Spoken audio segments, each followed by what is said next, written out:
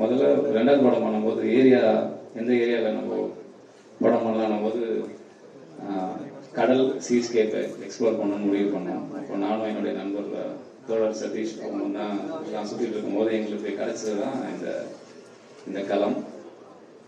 அதில் ஒரு இன்ட்ரெஸ்டிங்கான ஃபேக்டர் இருக்கு. நம்ம ஏவியில் பார்த்ததை தாண்டி ஒன்று இருக்கு. ஒரு 100 கிலோமீட்டர் ஸ்ட்ரெச்சில் ஒரு மக்கள் வந்து இந்த விளையாட்டை வந்து பல 100 ஆண்டுகளாக தொடர்ந்துட்டு இருக்காங்க.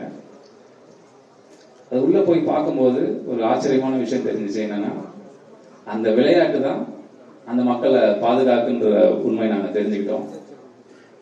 அந்த விளையாட்டை அவங்க விட்டாங்கன்னா அவங்களுடைய வாழ்வாதாரத்தையும் சர்வைவலையும் அவங்க இழந்துடுறாங்க.